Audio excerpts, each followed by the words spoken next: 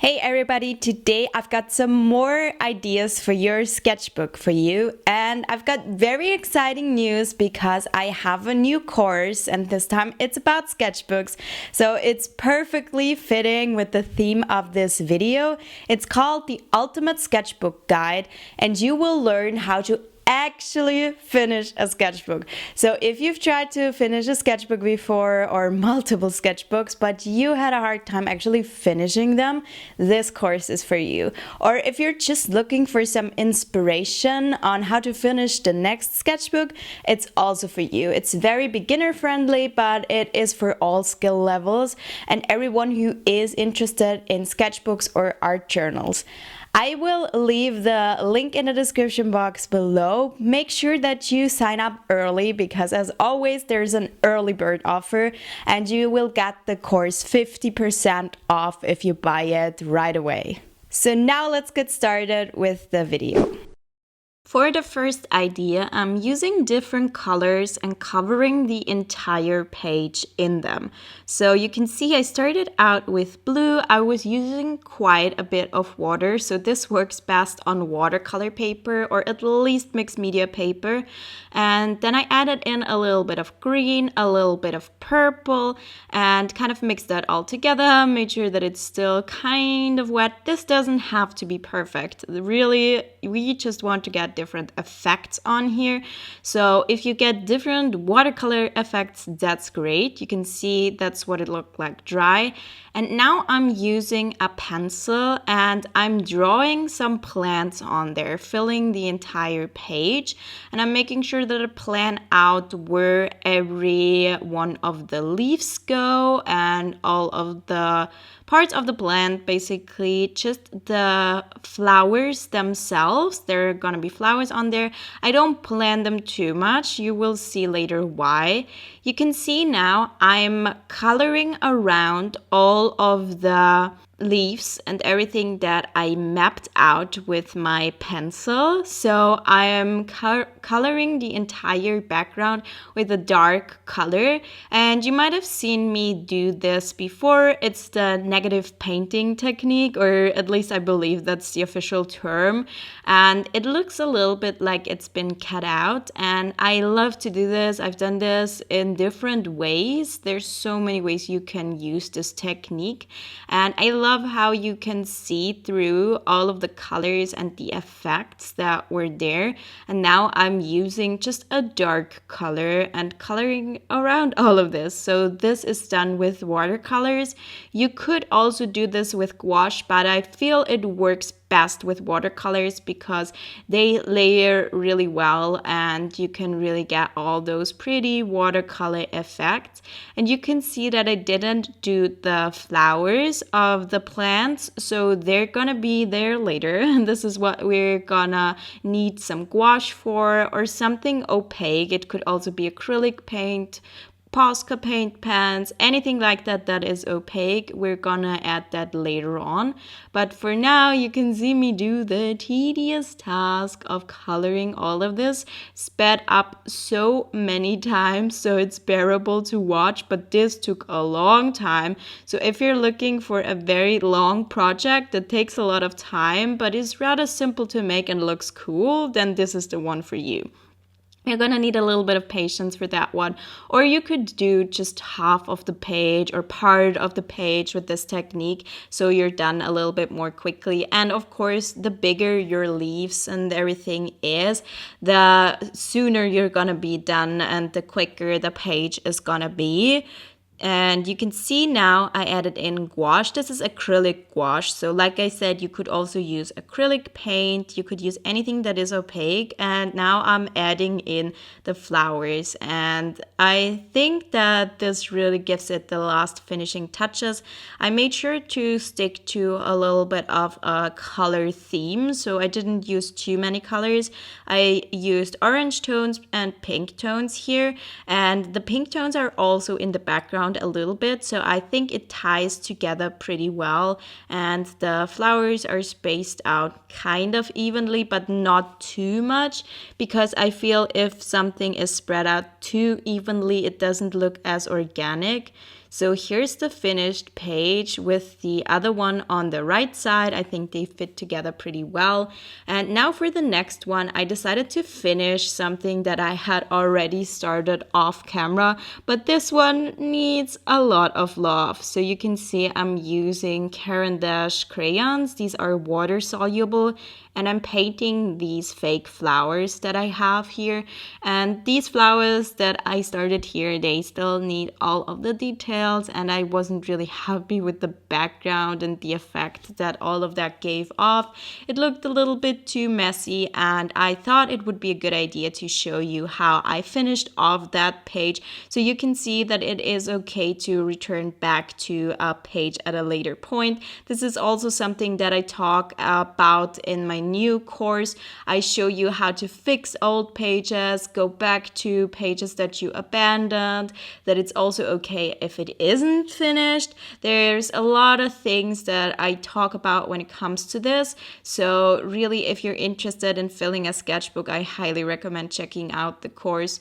You can see that they blend rather beautifully, but when they dry, like when the water dries, then you can still see the crayon texture through, and that depends a lot on the paper as well. And I mean it's part of the deal. We're using crayons here because we want the texture, and I kind of tried to find a balance between it looking more messy and more clean. You can see now I'm introducing a colored pencil, and I used that for the last finishing details so that it would look a little bit more sharp, because that's so hard to do with the crayons, and I thought that it really needed it to pop a little bit. And then I used the white crayon to add in some sparkles. I think that really gave it the last finishing touch. And I'm pretty happy with how this looks now. And I also covered it with this foil type of thing so that it wouldn't rub off anymore. That's the stuff that we used to use to cover our school books. I have no idea what it's called, but it works really well so it doesn't rub off to the other page anymore. And now I'm moving on to the right page. As you can see, I'm already doing the sketch, and I started just with the sketch mapping out where everything is. We have a whale, an underwater scene, a little ship, and some flying fish. I thought that looked really fun, and I just mapped everything out where it would go. Now I'm using watercolors again, and I'm coloring all of that stuff in. And this is not really good watercolor paper here. I usually don't really recommend this sketchbook because I'm not too happy with the paper, but I already have it. I've already started it, so I kind of want to fill this sketchbook and finish it off. But if you want to get a good quality sketchbook with halfway decent watercolor paper, this is definitely not it. It's called Watercolor Book, like it's by a German brand called Kunst und Papier, and it's supposed to be for watercolors. It can hold one layer of watercolor, but it buckles a lot and you can't really do that much. So I made sure that I didn't do a super intense thing with lots of layers and stuff, because that sketchbook really does not take that well. So this is the only layer that I'm gonna do, that I'm doing right now. You will see later on I'm adding some details with some colored pencils. And I'm making sure that with this entire piece, I'm kind of in the same color scheme as on the left side.